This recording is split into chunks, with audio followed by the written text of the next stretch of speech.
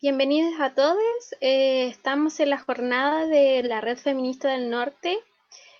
Nosotras como colectivo Y Revuelta vamos a hablar sobre educación sexual integral y su potencialidad política. Para este conversatorio tenemos una compañera muy querida de nosotras, eh, la Dani. Nos va a presentar el tema y vamos a poder conversar y van a poder hacer sus preguntas sobre educación sexual integral. Este tema está muy en boga ahora en Chile y es necesario ponerlo también en la palestra a nivel nacional, porque hay varios discursos de odio también hacia el tema, así que sin más preámbulo, voy a presentar a mi compa, a mi compañera, la Dani. Hola amiga, hola a todos, gracias. ¿Parto nomás? Ya, súper. Muy feliz de estar acá, partiendo la semana, la jornada que estamos organizando con la Red Feminista Norte. Van a haber varios conversatorios de varias coletas de toda la zona norte. Nos toca a nosotras partir este día lunes y aportando desde la ESI. Y yo creo que muchas han escuchado, sobre todo estos últimos días, hablar de la ESI, de la educación sexual integral, ¿cierto? Porque hace poquito apareció un nuevo proyecto en el Congreso, en la Cámara de Diputados, en la Comisión de Educación, un nuevo proyecto de educación sexual integral, ¿ya? Eh, una de las cosas más vitales de este nuevo proyecto tiene que ver con la trayectoria educativa que se espera que tenga la educación sexual integral, que es abogando a que se parta desde la primera infancia, desde la etapa preescolar se esté hablando de educación sexual integral. Eso busca principalmente este proyecto. Ahora, mal que mal, si bien es algo de lo que comparto y compartimos absolutamente desde la olla, digamos que con o sin este proyecto de ley, hay oportunidades y amenazas de igual manera que se encuentran en los contextos escolares. Voy a que previo a este proyecto de ley que aboga por la transversalidad de la educación sexual integral, igual nos pudimos encontrar con oportunidades, con pequeñas fisuras, grietas que podemos encontrar en el sistema educativo para poder hablar de educación sexual integral. Con esto voy a que salga o no salga el proyecto de ley, hay oportunidades para poder estar hablando de esto en los colegios, ¿ya? Ahora, por otra parte, con o sin este proyecto de ley, también, y acá yo creo que van a concordar conmigo todos aquellos que trabajan en los colegios, que mal a veces hay ciertas normativas, ¿cierto?, que van a determinar los límites y garantías mínimas sobre ciertos temas, pero que en el diario vivir de la escuela no siempre se respetan, ¿ya? Entonces, ¿y por qué hago esta intro? Porque nos va a llevar un poquito a la invitación que queremos hacer como olla y desde uno de los puntos y pilares centrales que vemos en la ESI, ¿ya? Entonces, con o sin proyecto de ley, hay oportunidades y hay amenazas, ¿ya? Una vez que salga este proyecto de ley, no cabe duda que igual van a existir algunas trabas para su implementación. Nos falta que quizás esa directora, director del colegio tiene ciertas creencias, ciertos sesgos que va a dificultar todo el desarrollo e implementación de la educación sexual integral, ¿ya? Entonces ahí es cuando tenemos que estar preparadas y preparados para poder igual esquivar los obstáculos que se vayan presentando, ¿sí? Hice una pequeña diapo para que sea un poco más entrete, no estar solo mirando mi cara. Estaban que hacía o no hacía la diapositiva. Pero la hice para que también estemos acompañadas de texto, de imágenes que nos puedan ayudar para ir consolidando las reflexiones que queremos hoy traer a cabo. Así que ahora la voy a abrir. Tengo que compartir mi pantalla, ¿cierto? Ya. Sí, Dani. ahí Ok, abajo. ok, estoy en camino.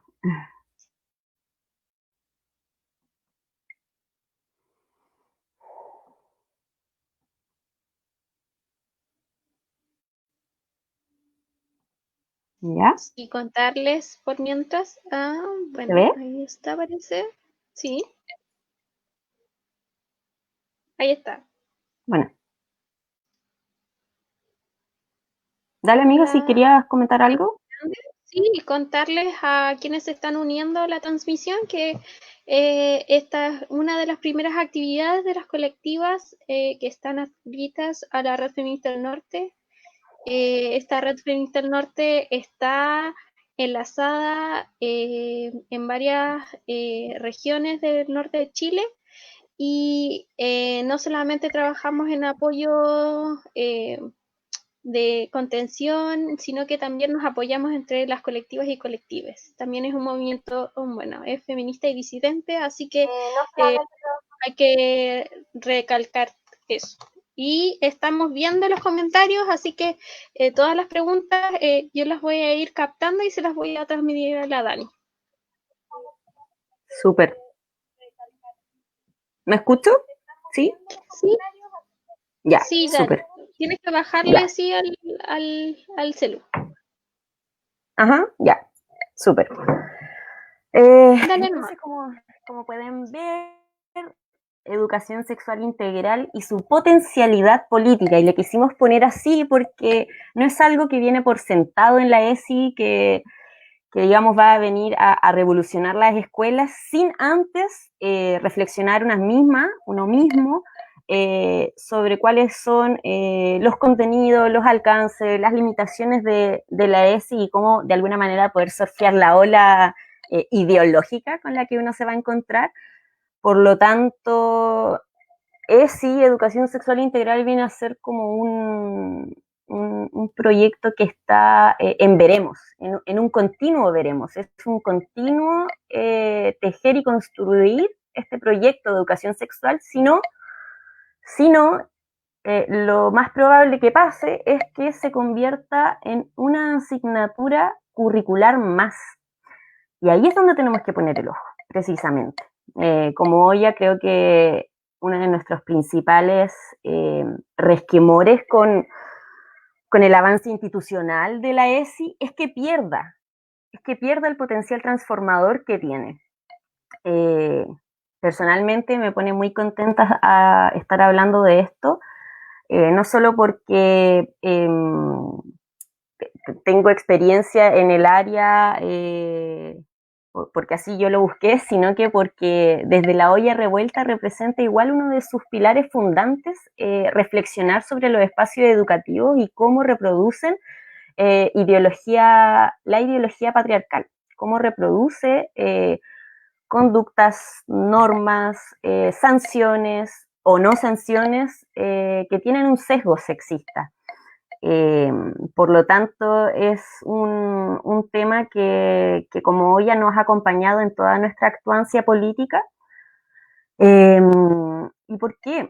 Porque, digámoslo así, la escuela representa uno de los aparatos ideológicos del Estado, ¿cierto? Es una extensión del Estado y sabemos que el Estado tiene una ideología, al menos como lo conocemos, ¿cierto?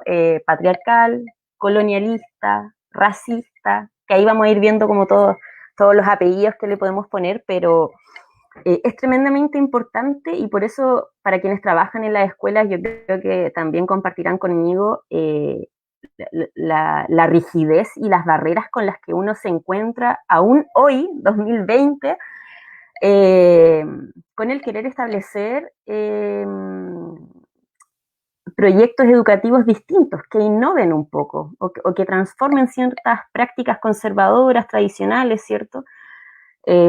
Muchas veces quizás profes, psicólogas, psicólogos se van a encontrar solos como con la motivación de querer hacer cosas, pero con un equipo detrás que no los acompaña y al contrario, genera barreras. Entonces, consideramos profundamente importante incidir también en los espacios educativos y a través de la educación sexual integral y feminista, que es importante agregar el paso porque es, digamos, el movimiento que le viene a dar el potencial político transformador que puede tener la ESI y que no se quede solo como una asignatura que hable del enfoque de género o de las desigualdades, por ejemplo, de género, ¿ya?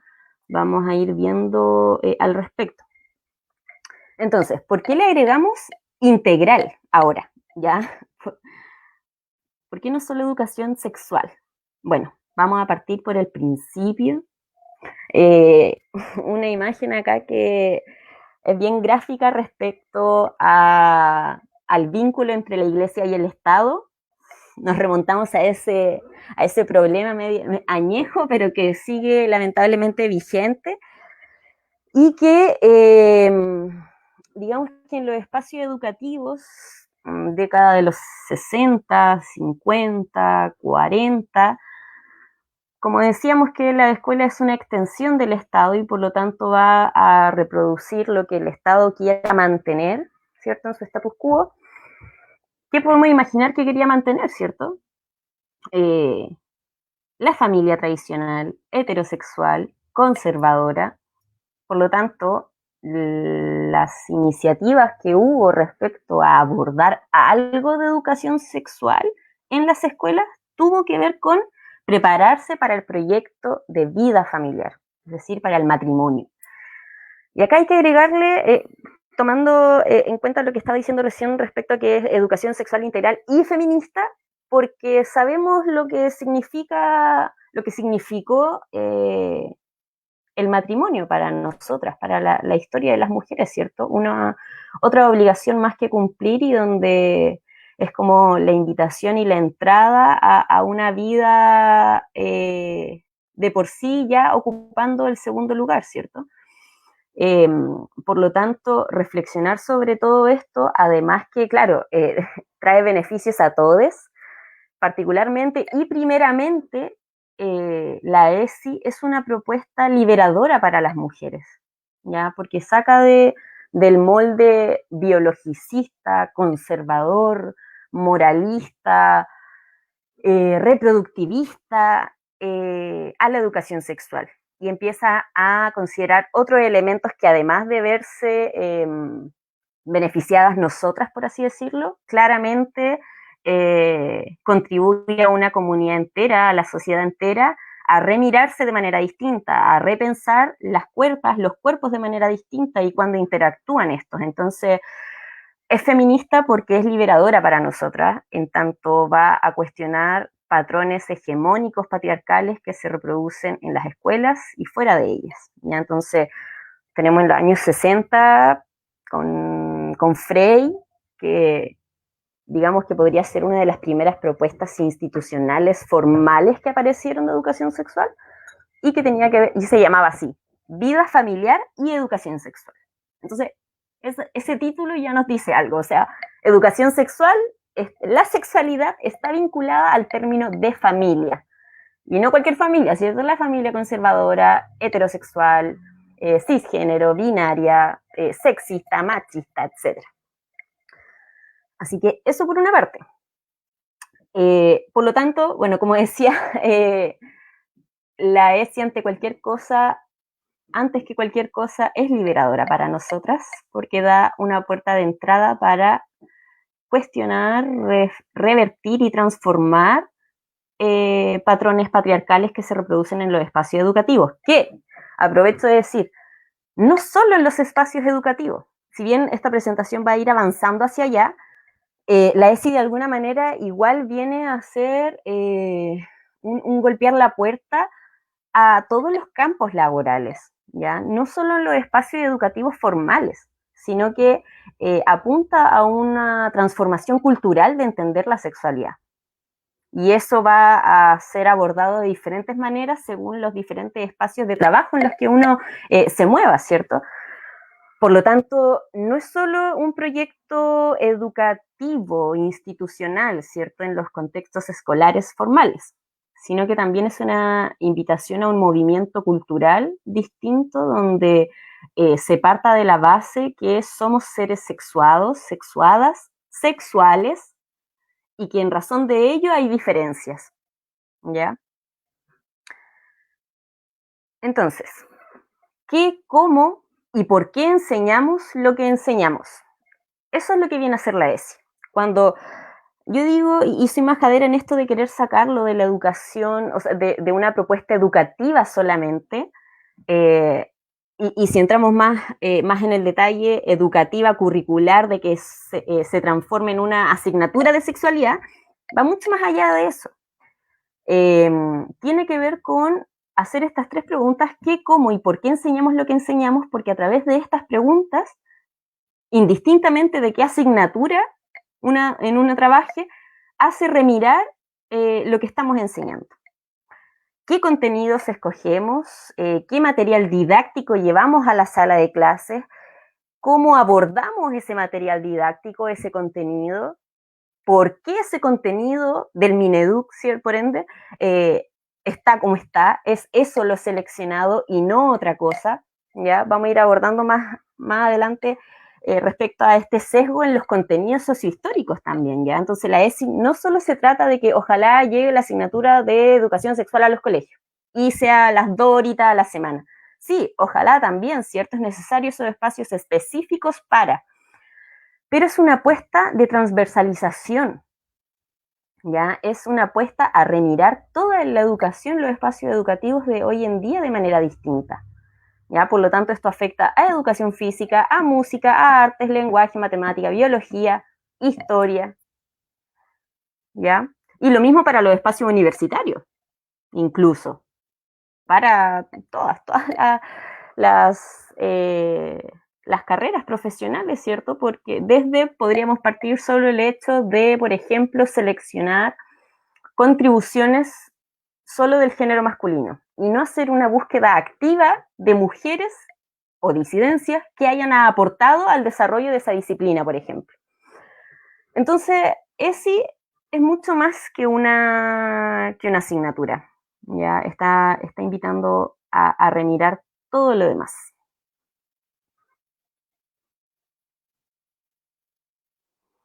¿Qué es eso todo lo demás? Bueno, acá hay varias palabras que son complejas. Espero que el concepto en sí algo ya explique, ¿cierto? Pero, ¿qué supone este remirar? Darse cuenta de cómo está sentado el patriarcado en las lógicas educativas. Significa remirar y cuestionar la sociedad del rendimiento, ¿ya? Del capitalismo, del neoliberalismo, cómo toma hoy sus formas, ¿cierto? De sobreproductividad, de sobreexigencia, la mercantilización de las relaciones, por ejemplo, también. 3, muy importante, el adultocentrismo. Como les decía, si bien la ESI va más allá de los espacios educativos, vamos a estar ahora dirigiéndonos a estos espacios educativos formales en la educación chilena, donde la sujeta pasiva son los niños, las niñas, adolescentes, ¿ya? Y no solo entendido desde los espacios educativos, sino que también políticos y sociales, ¿cierto? Son tremendamente invalidados en su opinión, en su capacidad de pensar de manera autónoma, ¿cierto? Por lo tanto, la ESI viene también a cuestionar las lógicas adultocentristas en las escuelas y sobre la sexualidad, como por ejemplo negar la vida sexual, la curiosidad sexual de los adolescentes o incluso de las niñas. ¿Por qué? No, porque son niñas. No tienen que andar preguntando tonteras. No, todavía no.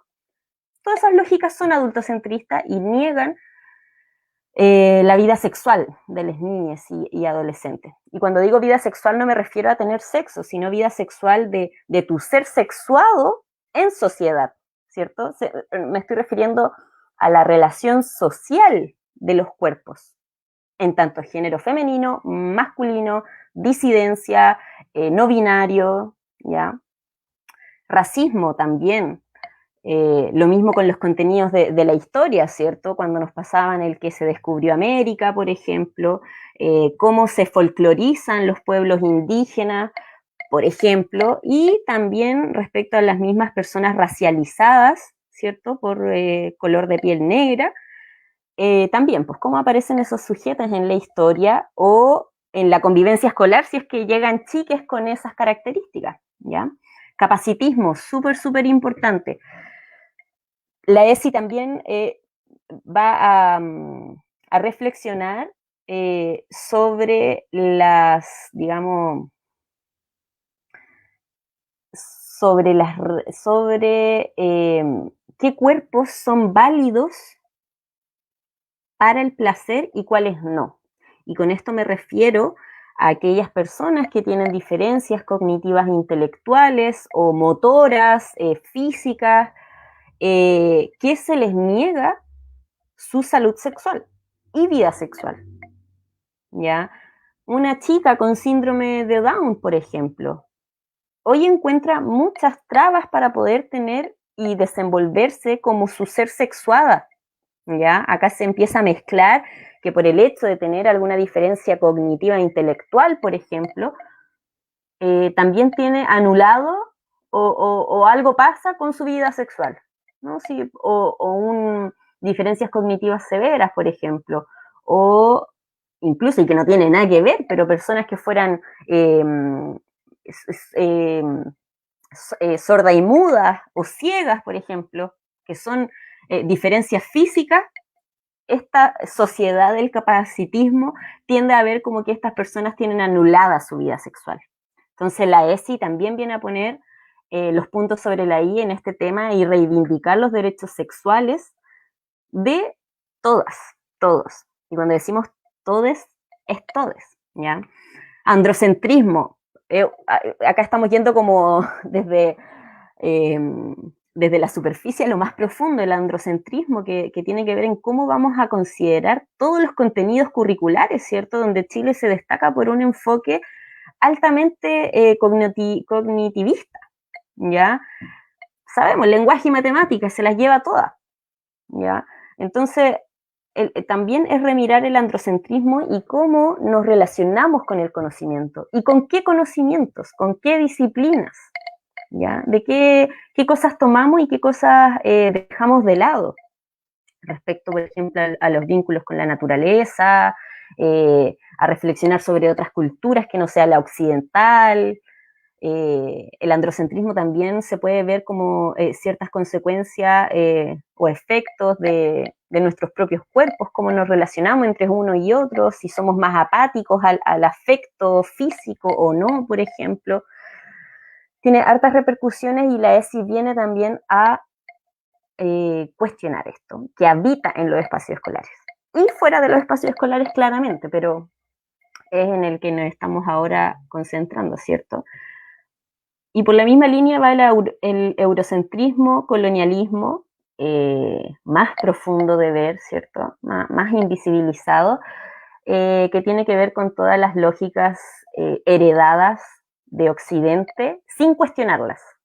¿Ya? Esto del colonialismo interno y de ver todo lo de afuera, lo blanco y de ojos azules como algo superior a, ¿ya? Entonces, si vamos viendo, educación sexual integral no es solo hablar de sexualidad y de pene-vagina en el ámbito genital, ¿cierto? Y cómo podemos vincular colonialismo, por ejemplo, con la sexualidad, que es como, esto, ¿cuál es la relación entre esto? Bueno, por ejemplo, se puede abordar respecto a la autoestima, el desarrollo de la afectividad, de la identidad personal, que puede estar atravesada por estereotipos eurocentristas de validar cierta imagen de belleza, por ejemplo. Y desde ahí se puede abordar la educación sexual integral teniendo un enfoque crítico al eurocentrismo, que hoy inunda, ¿cierto?, en la publicidad en todas partes. La ropa que uno se compra tiene tallas de otros cuerpos, un sinfín de cosas. Entonces sirve para remirar estos puntos. Yo creo que a lo mejor hay más, o podríamos aquí condensar y ponerle otros nombres y agruparlos, ¿cierto? Pero hice ese desglose. Pasemos a Chile. Pasemos a Chile. Pueden ver ustedes, estudio posición a Chile con el puntaje más bajo en educación sexual de Latinoamérica, casi nula educación sexual en los colegios, etc. Son varias portadas de libros, de diarios, donde revelan lo que viene a continuación, que es un cuadro que ha andado dando vueltas hace tiempo, que refleja la evaluación de Chile en cuanto a la implementación de educación sexual integral a propósito de una declaración que firma el año 2008 junto a todos los otros países que se ven ahí latinoamericanos, en que van a implementar, según 4 pilares, educación sexual integral. Y sale con un 39% como el más deficiente de Latinoamérica. ¿Ya?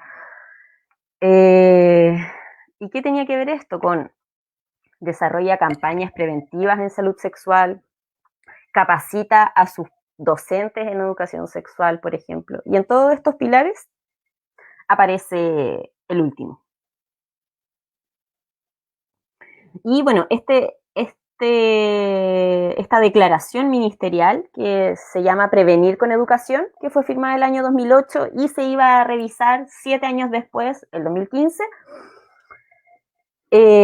también cabe señalar que aborda la educación sexual desde una lógica preventiva respecto al embarazo adolescente y las infecciones de transmisión sexual. ¿Ya? Igual toma en consideración la violencia de género, pero nace a propósito de erradicar el VIH. ¿Ya? Por lo tanto, desde ahí también es el origen de este acuerdo. Desde ahí, y con la ley 20.418, que es la que ampara de alguna manera los poquitos años que se pueden hablar de educación sexual en las escuelas, la ley 20.418 no es una ley de educación, es una ley de salud, que entre sus artículos sale que tienen derecho a recibir información los estudiantes a partir de segundo medio. Perdón, en la enseñanza media. Entonces, nace a partir de, tienen la necesidad de recibir información para prevenir embarazos e ITS, ¿ya? Que no deja de ser, por eso hablo de un constante entretejer esto que va a ser la educación sexual integral, porque se nos puede ir de las manos, digamos, y termina siendo una asignatura más, de alguna manera sin sentido para los jóvenes, siendo que tiene un potencial tremendamente revolucionario. Algo que pudimos... Ay, se vio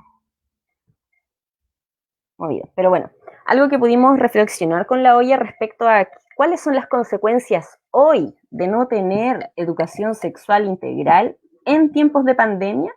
Por ejemplo, y lo quisimos como dividir en 2 apartados respecto a invisibilización y ciertas vulneraciones que se van a generar. Como que invisibilización, por ejemplo, y la decimos en primer lugar, la doble, triple jornada que pueden estar teniendo profesoras y que se traduce en un agobio laboral también.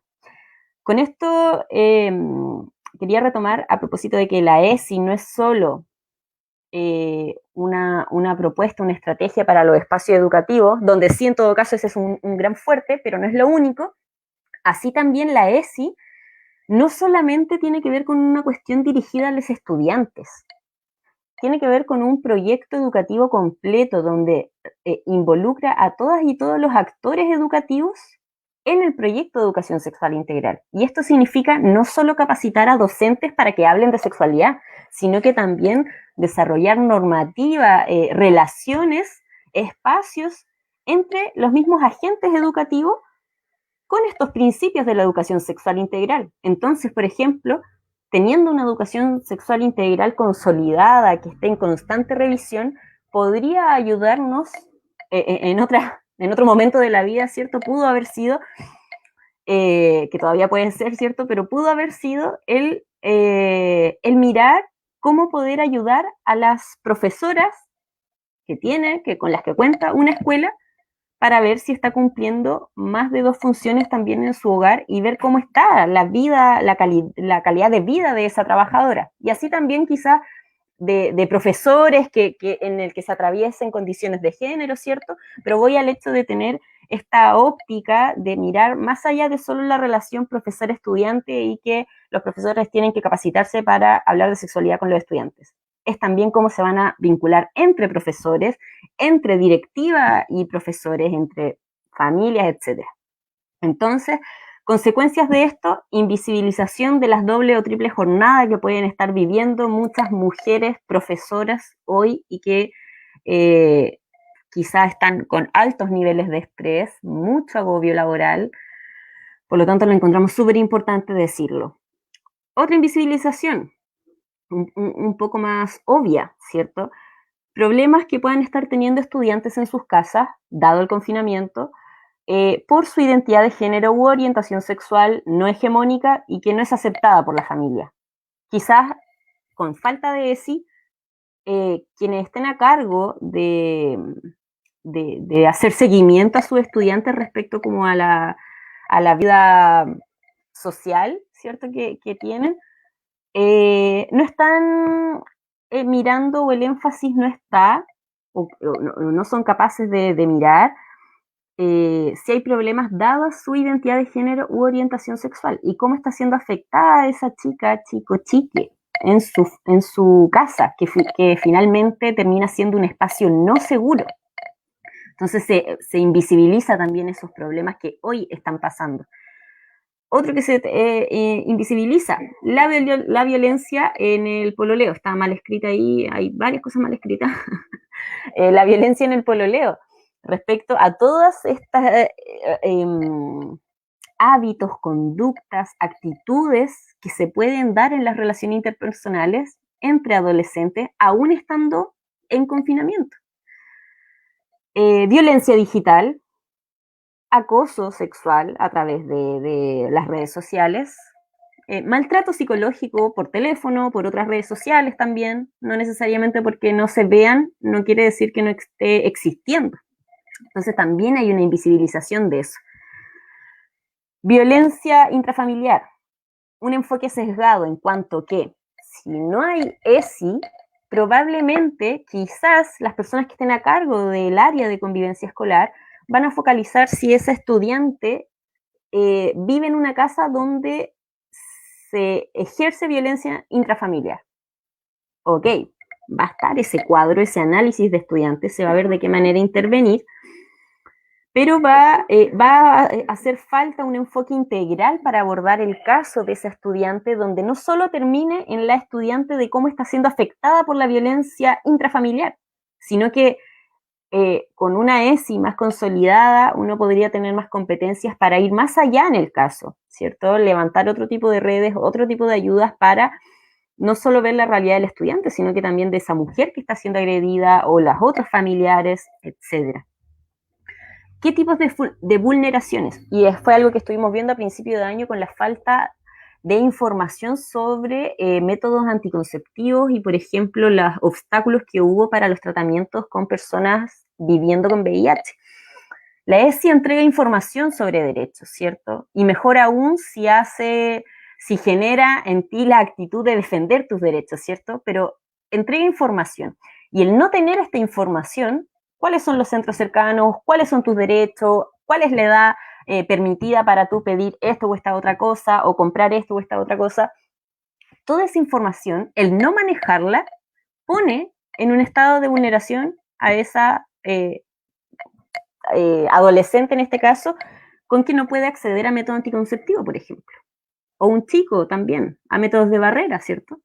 Entonces, falta de información sobre los derechos sexuales genera la vulneración de estar expuesta a no conocer herramientas para el autocuidado sexual.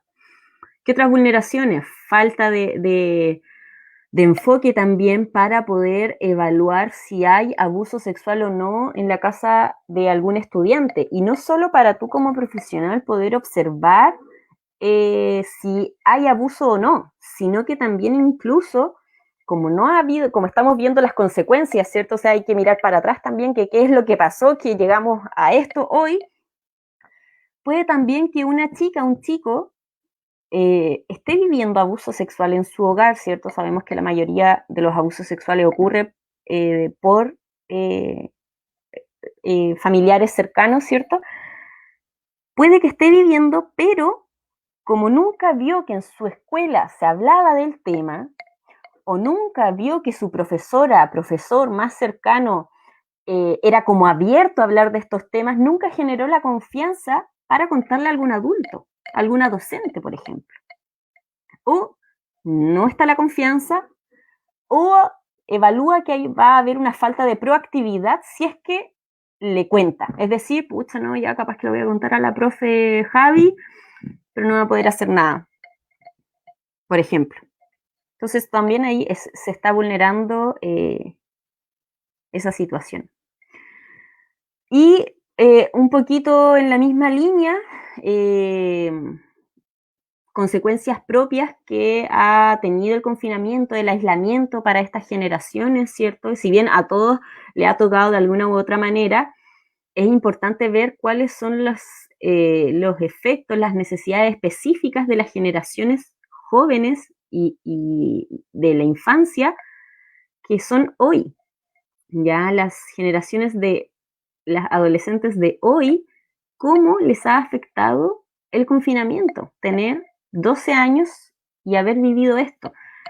Si no hubo una educación sexual integral, probablemente ni los docentes ni los estudiantes tengan o cuenten con grandes herramientas socioemocionales para poder analizar y reflexionar sobre sus propios sentimientos, emociones, lo que está pasando.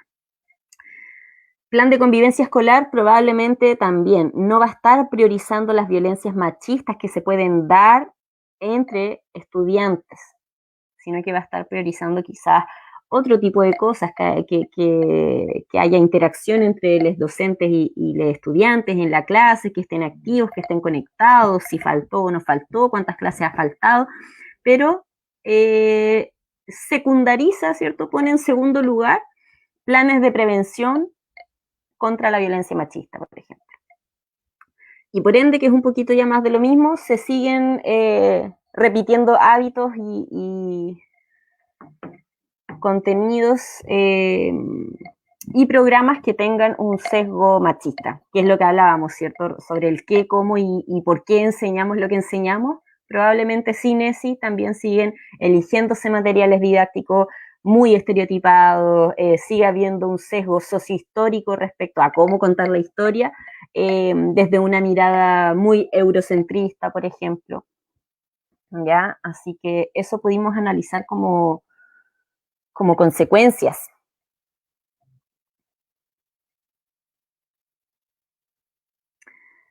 Y vamos como a una segunda parte y aquí me gustaría ojalá se pueda dar la instancia para conversar con quienes nos están mirando, escuchando. Que es bueno, dado esto, ¿cómo partimos? ¿Cierto? Porque puede salir el día de mañana el proyecto de ley, ¿cierto? Ya vamos a celebrar feliz, etcétera, pero no hay una comunidad educativa preparada para la implementación. Entonces, una cosa es la ley, pero sabemos que mal, el papel da para mucho, pero son las personas que terminan haciendo efectiva o no una cuestión, desde normativas hasta principios, ¿cierto? Entonces, salga o no salga la ley, lo importante es qué está pasando con los agentes educativos, cuáles son los planes para que ellas puedan ser capaces de abordar la educación sexual integral, poder lidiar con las familias que no van a estar de acuerdo, por ejemplo. Entonces, por eso quise también dedicar como este apartado para no solo hablar de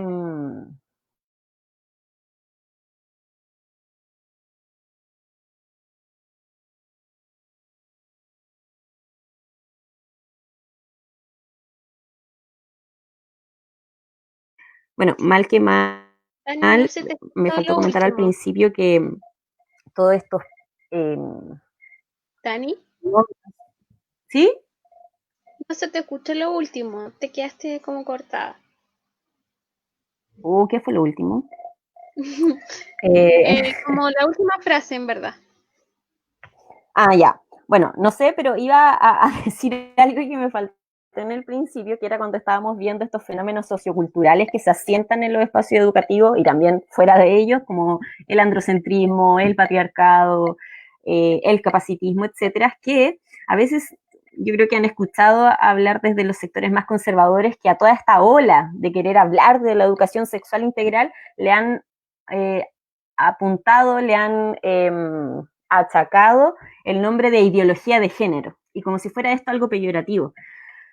Yo la verdad es que, claro, no le diría ideología de género, pero mal que mal, tampoco podría negar que esto se trata de una nueva ideología, porque la verdad es que sí.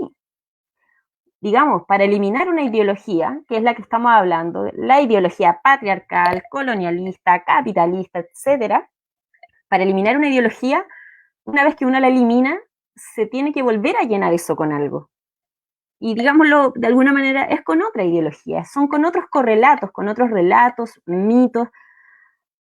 Por lo tanto, la ESI, si bien va contra esta ideología que ya la mencionamos como con todos los apellidos, viene a eliminar esto, a cuestionarla, a revertirla, y es desde un proyecto ideológico también. Y no hay por qué tenerle miedo a la palabra ideología, es algo de lo que no nos podemos escapar de alguna manera, ¿ya? O sea, podemos criticar un proyecto ideológico conservador y esa crítica también deviene de otro proyecto ideológico contrahegemónico.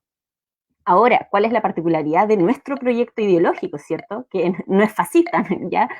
Es que precisamente yo diría que el feminismo, tanto el feminismo como lo que involucra la ESI, es una ideología de la deconstrucción, precisamente de la deconstrucción de la ideología dominante. Y cierto, y ahí nos encontramos en el abismo de la posmodernidad, de deconstruir todo y finalmente uno personalmente como individuo solo en este mundo tener que elegir cuáles van a ser tus principios, etcétera, que eso es como para otra conversa, pero sí obedece a una ideología de la deconstrucción, de deconstruir los saberes. Entonces, desde allí ya es tremendamente valioso tanto el feminismo, los feminismos, como también el proyecto ideológico de la ESI, que es deconstruir los saberes.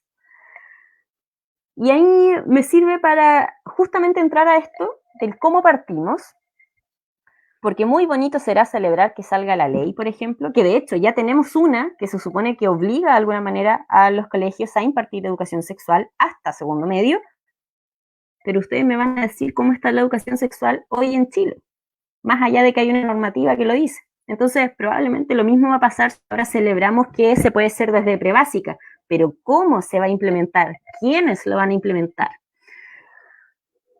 ¿Cómo partimos? Avancemos. Entonces, ¿cómo yo miro el sexismo y todos estos fenómenos que estuvimos hablando, el racismo, cómo puedo yo verlo en el sistema escolar? ¿Cómo lo voy a identificar? Y acá hay varias fotos. El libro, Nicolás tiene dos papás, una portada de un libro de no sé qué año será, pero grandes hombres de la historia universal, ¿cierto? Ahí vemos claramente ese sesgo sociohistórico, no solamente eurocentrista, sino también altamente patriarcal, donde solo se reconoce a figuras masculinas, con triunfos masculinos, ¿cierto? Invisibilización, por ejemplo, de Pedro Lemebel, películas de Disney. ¿Para qué deportes hay presupuesto y para cuáles no? ¿Cierto? ¿Qué grupo de estudiantes se está viendo beneficiado con inversión en cierto deporte, con la estimulación a que participen en cierto deporte y cuál no? Ya por eso salen ahí unos chicos con medallas que es del fútbol. Estandarte, el uniforme, cómo todas estas imágenes que vemos acá las podemos reinterpretar mirando que tienen sesgos sexistas, machistas. Que, digamos que uno está hablando como ya hay que cambiar las cosas, cambiar la educación, elegir, cambiar los contenidos, etcétera, pero hay un paso previo para eso, que tiene que ver con que cómo voy a saber qué cosa tengo que cambiar, ¿cierto? Y en ese hay un ejercicio bien profundo que tiene que ver con aprender a mirar de nuevo todo, prácticamente, ¿cierto? Entonces, ¿cómo se expresa? Acá tenemos a un chico que dice, ¿cómo voy a ser yo machista si cocino, plancho y hago todas esas cosas de mujeres? ¿Ya? Iba bien hasta la primera enunciación, ¿cierto? Pero termina finalmente demostrando que sigue manteniéndose el estereotipo de género achacado a las mujeres respecto a que son las que por antonomasia desarrollan las labores del hogar. Entonces se ve como con una actitud liberal, progresista, de ya yo soy lo mismo que hago lo mismo que las cosas de las mujeres, ¿cierto? ¿Por qué pongo esta imagen? Porque cuando hicimos la pregunta de cómo partimos, precisamente el cómo partimos tiene que ver con mirarse a una misma, mirarse a uno mismo. ¿Cuáles son mis creencias? ¿Cuál es mi carga cultural? ¿Cuáles son mis hábitos, mis actitudes, mis conductas, mis reacciones ante cosas que veo? ¿Y por qué es tan importante este remirarnos, cierto?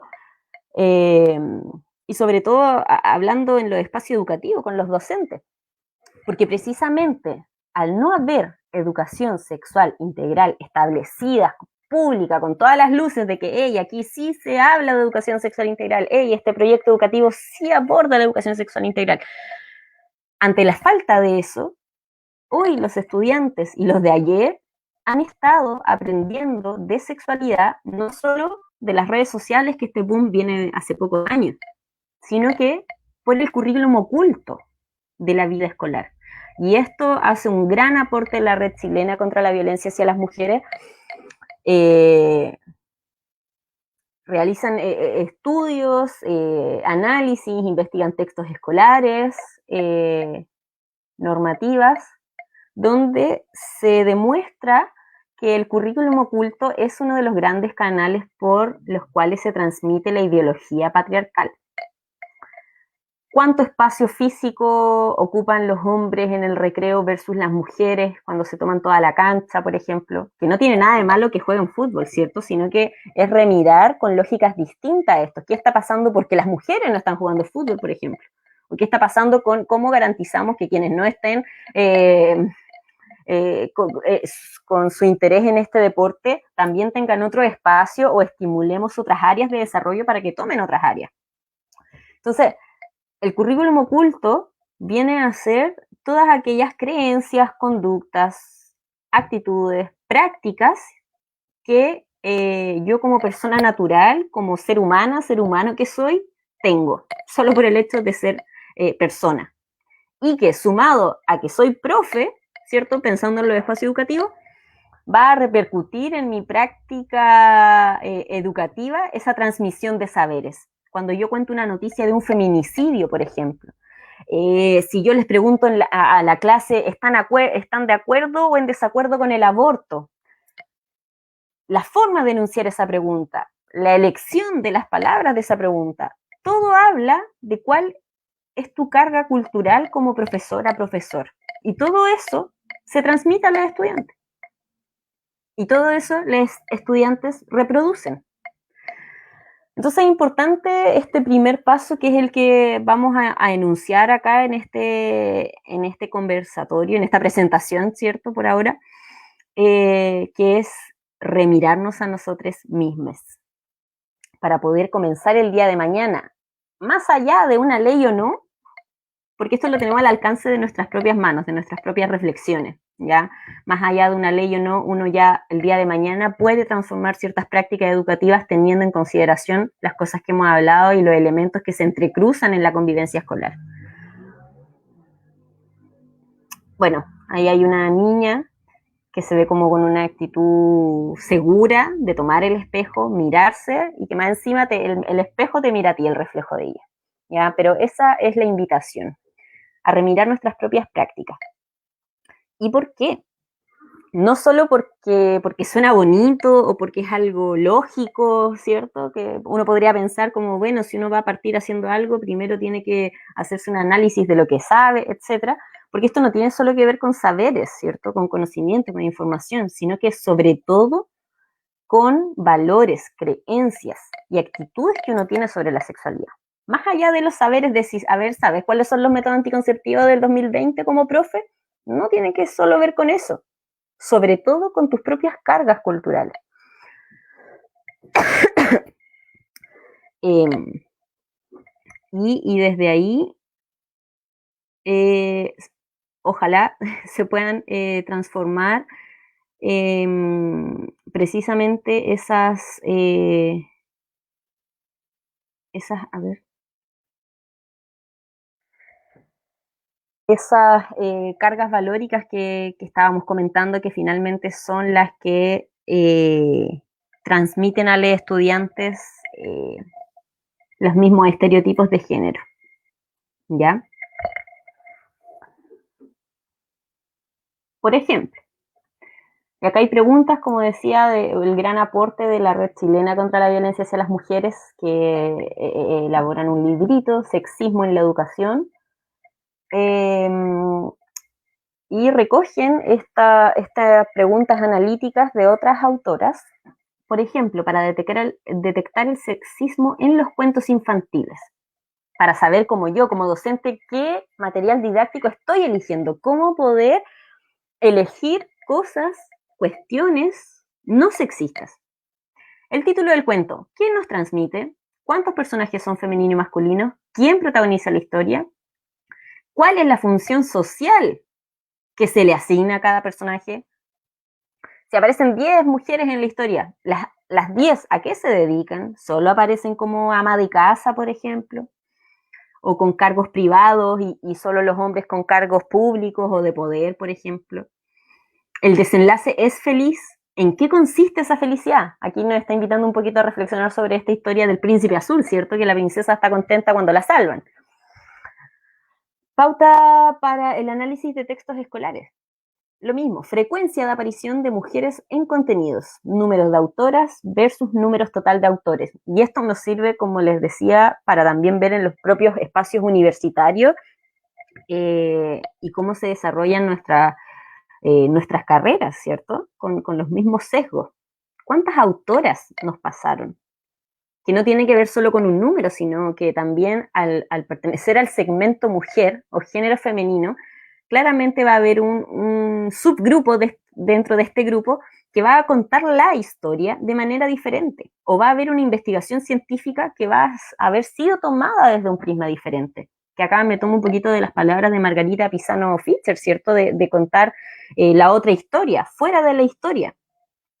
Que no solo se trata de un número de autoras si hay 5 o 10, sino que también a lo mejor esas autoras o un número de ellas va a contar la historia de manera diferente, crear conocimiento de manera diferente, y que no lo sabemos, es inaccesible. Entonces, esa es la tarea. ¿Cuáles son los tipos de participación, etcétera? Por ejemplo, otra, preguntas para reflexionar individualmente, poner en común y debatir. ¿Hasta qué punto las expectativas de los profesores respecto a los alumnos se ve afectado por el género y el sexo?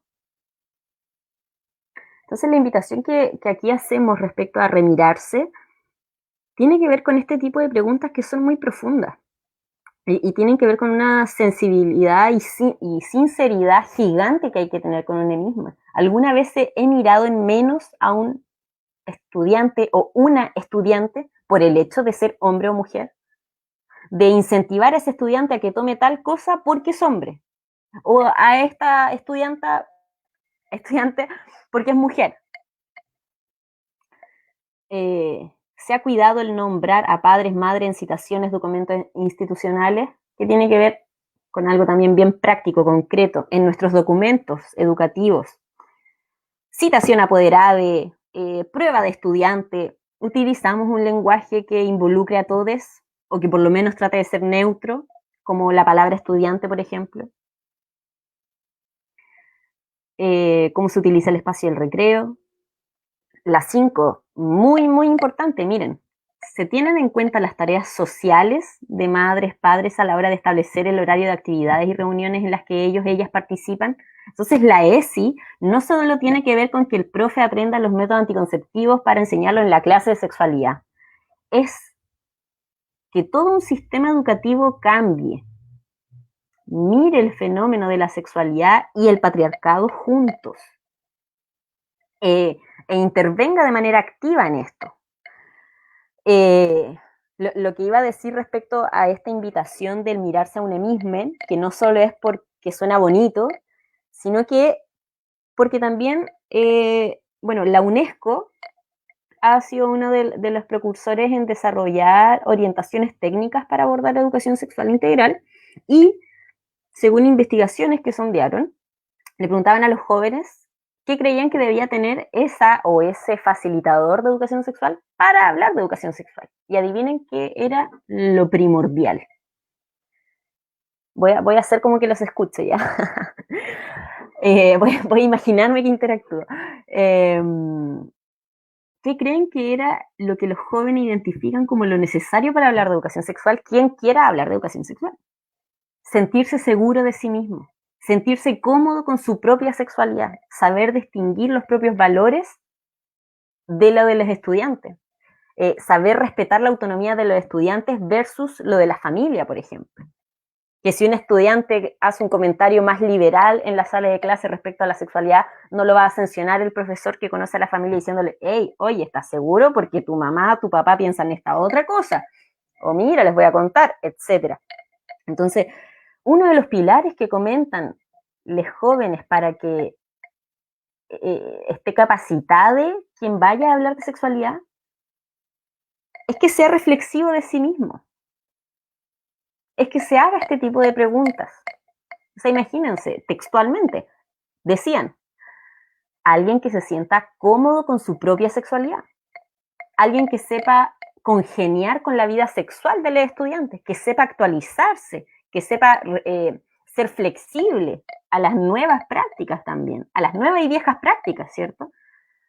Entonces, no es solo algo que nosotras como adultas, feministas, críticas, reflexivas también, desde el ámbito educativo, que miramos como un paso importante del dar, el de mirarse a uno mismo, sino que también son los propios estudiantes que han hecho ver que lo que más le importa es que quien le hable de sexualidad sea sincero, sea sincera consigo misma y con los estudiantes, ¿ya?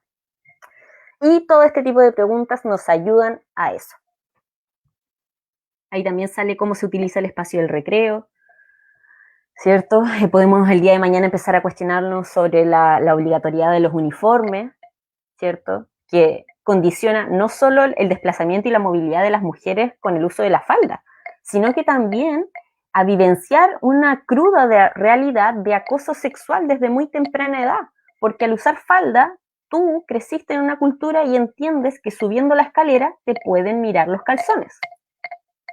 Como tengo falta, no puedo correr ni divertirme en el recreo si es que quería correr. Como tengo falda, me tengo que sentar de tal o cual forma.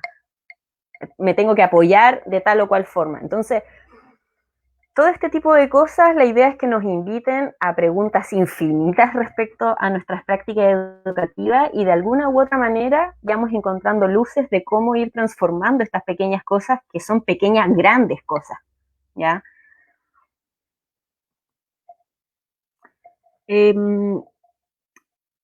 Otra plantilla que hay sale, esta es una pauta para evaluar tu propia práctica. Ficha de verificación de la integración de la dimensión de género en el ámbito educativo. Miren, por ejemplo, la 4, que hablábamos respecto a las consecuencias de no tener ESI en pandemia, ¿ya? Y que decíamos que había una invisibilización en el diagnóstico de cómo están las comunidades educativas o ciertos estudiantes al no tener el enfoque ESI. Dice acá el 4, tengo conocimiento de la situación familiar que vive mi alumnado con respecto a su posición como chica o chico. Y esta es una pauta brillante que sirve para también analizarnos a nosotras mismas. Sé cuál es la realidad de todos mis estudiantes respecto a su identidad de género y la aceptación o no en su familia. ¿Ya? Y para ir cerrando, por lo menos esta primera parte, para quedarnos en la conversa, un poquito de lo que ya he dicho entre líneas, ¿cierto? ¿Qué enfoques tenemos que manejar?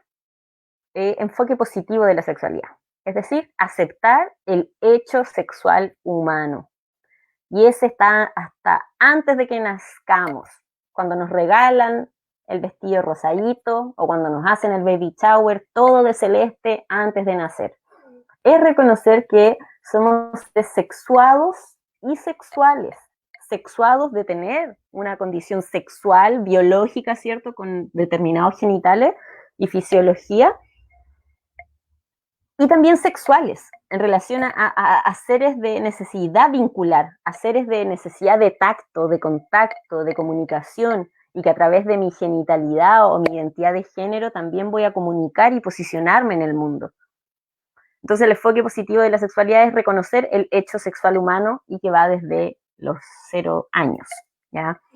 Me tocó conversar en una jornada con docentes que me dieron el ejemplo a propósito de algunos que pensaban que para qué tan chicos hablarles de sexualidad.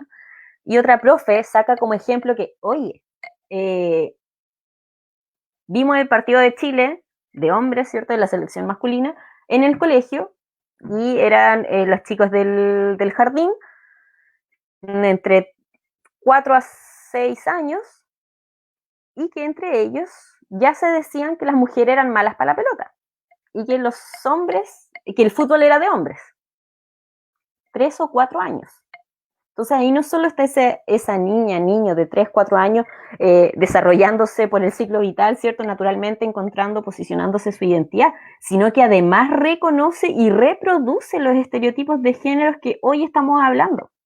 Desde los 4 años, que un chico o una chica diga que el fútbol es solo para hombres, refleja la capacidad de absorber estas prácticas culturales y que por lo tanto es necesario abordar desde ese primer momento. Y el hecho sexual humano, aceptar que somos seres sexuados y sexuales, también nos hace reconocer que somos seres placenteros, que estamos hechos para el placer, ¿cierto? Lamentablemente hoy nos inunda la ira y la violencia, pero no olvidar que también somos seres placenteros. Entonces, este enfoque de entender de que somos seres placenteros también tiene que ver con, nos ayuda o nos invita a querer transformar ciertas prácticas pedagógicas también utilizando otras metodologías que no sean las androcéntricas, cognitivistas, intelectuales, sino que hablar más desde el cuerpo, hablar más desde la experiencia, desde las vivencias colectivas, individuales, colectivizar las experiencias. Entonces, eso, enfoque positivo de la sexualidad, seres sexuados, sexuales, placenteres. Y que esto es hasta que nos vamos de este mundo, por lo tanto, no solo entender el enfoque positivo de la sexualidad en la adolescencia, sino que también hay una vida sexual a los 70 años, con o sin sexo coital, ¿ya? ¿Qué otro enfoque manejar? El de género, ¿cierto? Evidentemente. Enfoque de género entendiendo que el género es una categoría social que determina los comportamientos según el sexo biológico. Si tienes pene, se supone que te comportas así. Si naciste con vagina, vulva, se supone que tienes que ser así. El enfoque de educación no sexista, un poquito más directivo, que tiene que ver con asumiendo esta realidad de los cuerpos, esta realidad social de los cuerpos a través del género, ¿cierto? Que es un constructo cultural. Entiendo que hay desigualdades, entiendo que hay diferencias, entiendo que hay valoración de lo masculino por sobre lo femenino en muchas cosas, por lo tanto el enfoque de educación no sexista apunta hacia allá directamente. Enfoque generacional no adultocentrista, ya lo conversábamos, de las niñas y de los adolescentes, ¿ya? De entender que son sujetos que uno finalmente puede quizás actuar o hacer presencia como guía en ciertas cosas, pero la idea es acompañar un proceso que lo lidere él, ella, ¿ya? El enfoque antirracista, lo mismo. El enfoque antirracista nos invita, lo mismo, a entender que el aula es un espacio de poder más, igual que la calle, igual que muchos otros espacios, que los tribunales. En el aula hay jerarquía de poderes y se entrecruzan privilegios y opresiones. Entonces el enfoque antirracista también significa eso, significa que si llegan compañeros racializados, es decir, que por el otro fueron mandados a pertenecer a cierta raza, por el otro tú eres nombrado como de una raza, ¿cierto? Eso quiere decir racializades, que el movimiento viene desde un otro hacia ti. Es el otro que te ve negro, no que eres negro, por así decirlo. Entonces, si nos llegan chiques racializadas, estar atenta al nivel de participación, al nivel vincular, hace amigas o no, sanciono o no comentarios racistas en la sala de clases o fuera de ella, utilizo esos comentarios racistas para precisamente abordar el racismo, por ejemplo, sin exponer ni al que lo dijo ni para quién iba. Y el enfoque de coeducación, que va atravesado por todo esto, que volvemos un poco al de transformar la sala de clases de principio a fin y entendiendo la horizontalidad en todo sentido, ¿ya? Saber que puede ser acompañante de procesos de aprendizaje, pero validando y valorando, sobre todo, valorando, más que validando desde lo racional y desde los derechos humanos, sino que valorando la capacidad autónoma de ser estudiante, sea niña o adolescente. Entonces, desde ahí también viene el enfoque de la coeducación. Que quizás más adelante podríamos, si se da, porque como les digo, es más bien hablar como desde cuál es la propuesta política, teórica, ideológica, y que obviamente más en el detalle habría que conversar sobre nuevas metodologías, nuevos modelos evaluativos, porque digamos que si nos ponen, porque ¿cómo vamos a evaluar educación sexual integral? Si lo evaluamos con una prueba al final de mes, se nos fue todas las pailas y no sirvió de nada. Porque ¿cómo tú vas a evaluar de manera escrita, con enfoque desde lo cognitivo, ¿cierto? Cuestiones que tengan que ver, por ejemplo, con cambiar actitudes discriminatorias o con cómo actuar cuando una amiga o un amigo está en una situación de violencia de género. Entonces el enfoque tradicional de la evaluación tampoco corre acá en la ESI.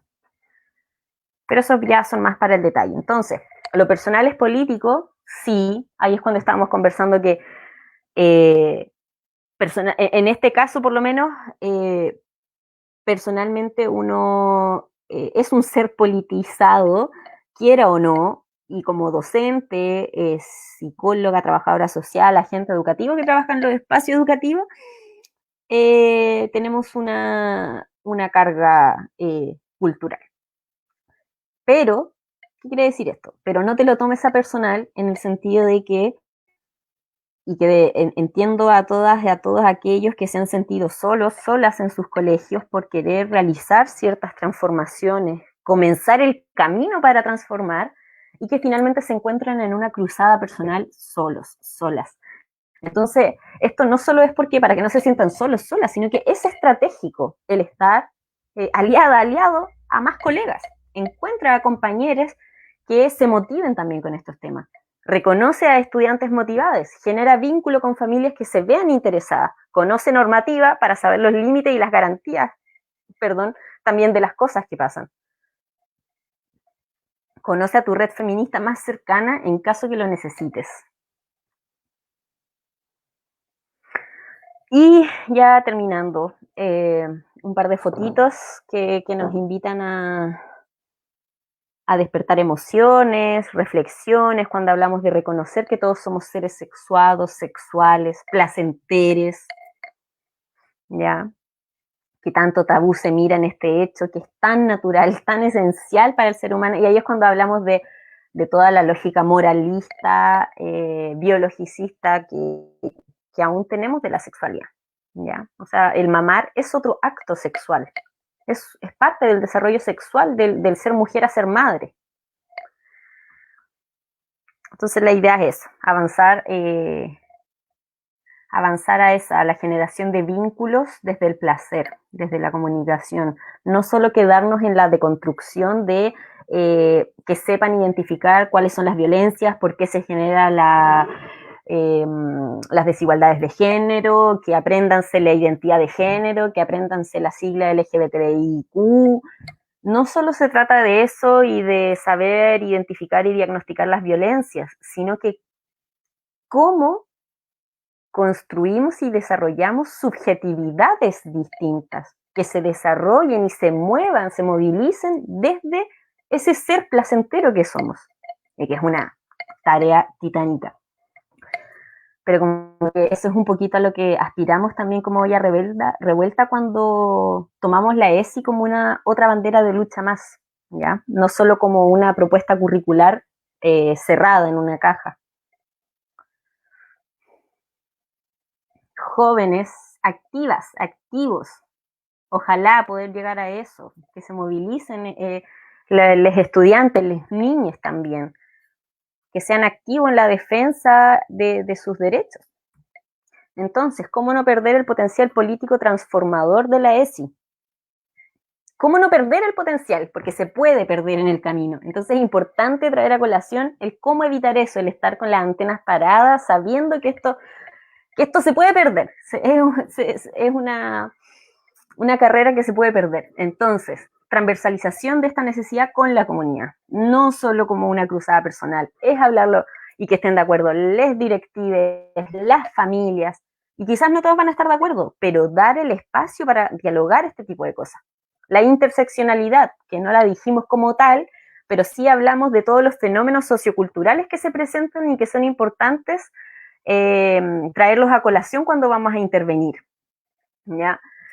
Si tengo a una chica que tiene diferencias cognitivas intelectuales y yo veo que los padres se niegan a aceptar que tiene también un desarrollo sexual en camino.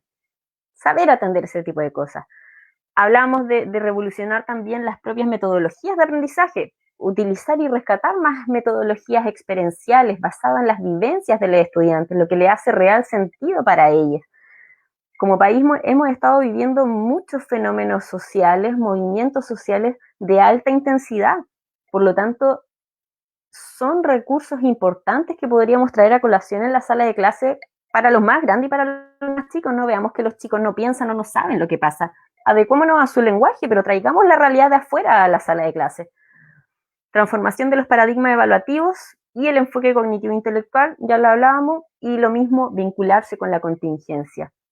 Creemos que esa es una de las herramientas para no perder el potencial político transformador de la ESI, estar vinculados con la contingencia. Sexualidad no es solo sexo, no es solo genitales, es el ser genérico de tu identidad de género, ¿cierto? Es el de cómo contamos la historia, cómo hablamos de la Gabriela Mistral, cómo invisibilizamos a personas. Por lo tanto, se trata de todo esto y más. Se trata de buscar al sujeto ausente de la historia formal que se cuenta. Por lo tanto, estas pequeñas frases son bien profundas, demoran tiempo, pero es algo que, como les digo, podemos partir el día de mañana si sabemos remirar nuestras prácticas y empezar a cambiar pequeños detalles que van a hacer la gran diferencia, al margen de una ley o no. Eso, querides. Pau, ahí les dejé una bibliografía por si quieren leer, profundizar un poquito más, pedagogías queer, nos arriesgamos a hacer otra ocasión, que es de Mercedes Sánchez, española, activista queer, doctora en educación, un libro súper súper provocativo sobre todo. Y ahí hay varios otros.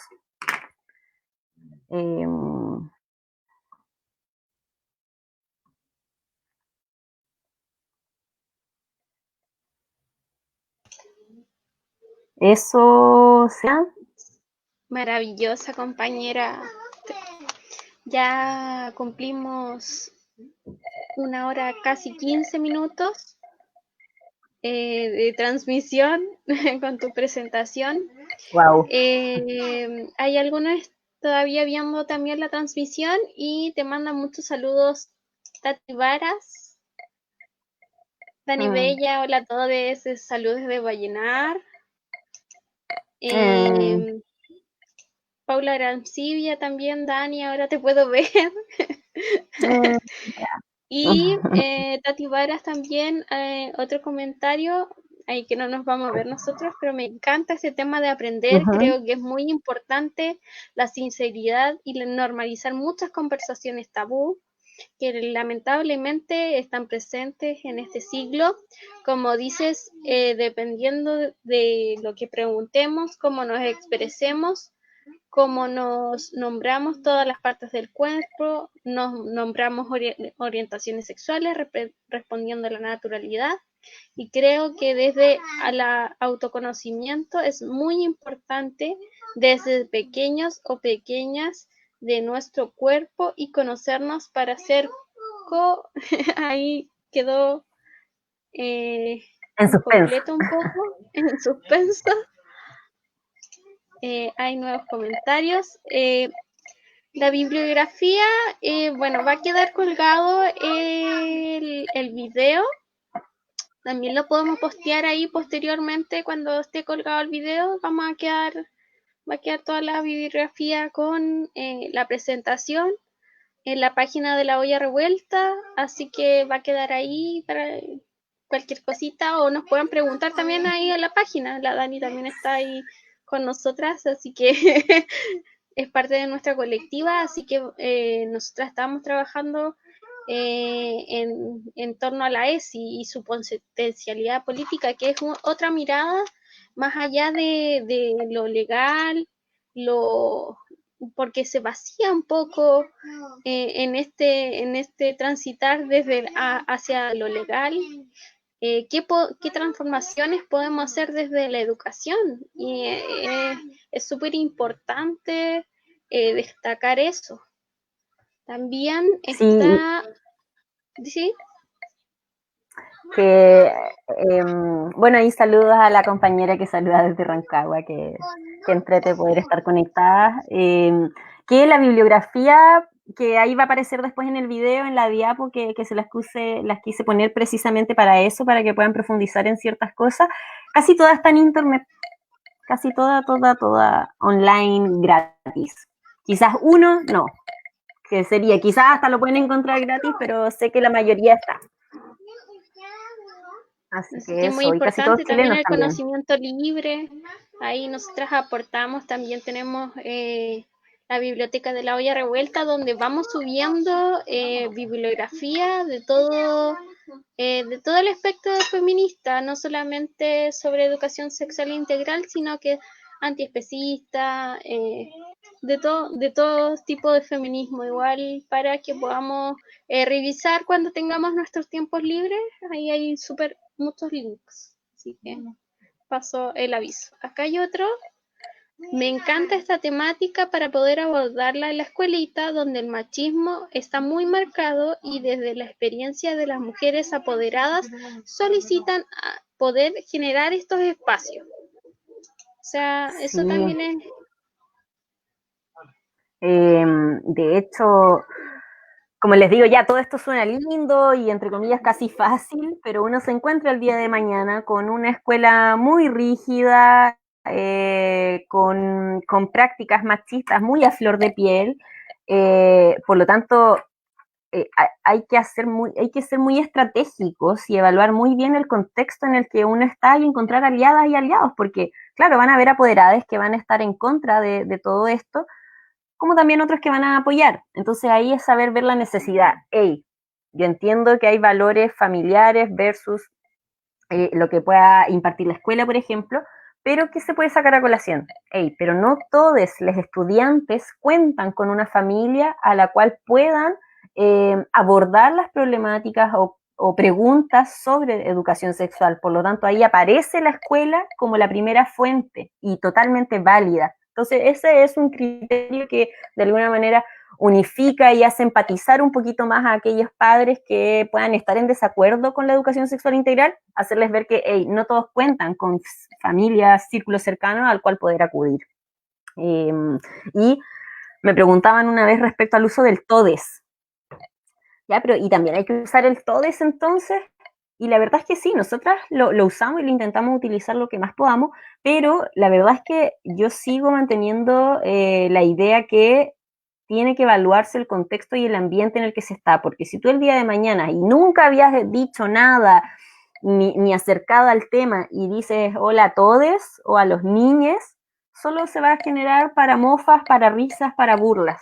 Entonces también tienen que, no se trata de una única regla, una única forma, sino que evaluar con los 5 o 6 sentidos que tenemos cuál es nuestro ambiente educativo y cuáles son las posibilidades y obstáculos. Sí, ahí aclaraba Paula que es las escuelas precordilleranas unidocentes. Ahí también hay un tema. Nosotras contarles también que como experiencia de La Olla Revuelta hemos ido a localidades rurales a prestar apoyo, no solamente dando charlas, sino que compartiendo material, que eso es súper importante para las escuelitas y para todos quienes quieran acceder al conocimiento. Nosotras lo hacemos de manera autogestionada. Entonces, contarles que tenemos a disposición también este material constante.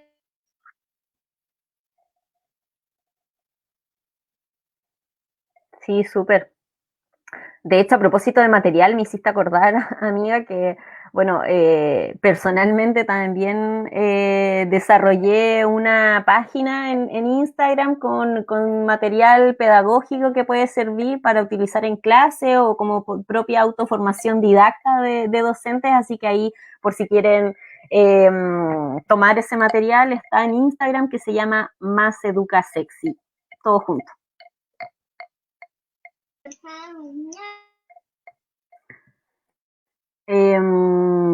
Y yo creo que estamos, es tarde también.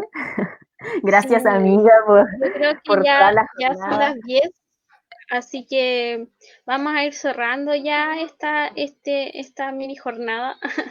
Bueno, tuvimos una conversación anteriormente con las colectivas que componen la Red Feminista del Norte. Y en ese sentido, mañana invitarles que va a estar Gritonas Copiapó a hablar sobre las maternidades y la colectiva Feministas Calama posterior va a hablar sobre extractivismo. Así que invitarles mañana también en sus respectivas plataformas, los vamos a compartir también por la Red Feminista del Norte. Pueden buscar, abajo está el hashtag, entonces van a estar todos los videos de las jornadas en ese hashtag, tanto en... Después se van a subir en Instagram, pero luego, por ahora están todos en ese hashtag en Facebook Live. Así que va a estar toda la semana distintas colectivas abriendo los saberes que estamos tensionando y discutiendo eh, para no solamente visibilizar esas luchas, sino que saber que hay muchos saberes en el norte de Chile y no solamente tenemos que recurrir a lo central. Así que, y compartir también que hay distintas instancias colectivizadas. Así que les invitamos mañana y hasta el 25 que vamos a estar en las jornadas de la Red Feminista del Norte. Así que nos vemos. Chao, gracias a todas, todes.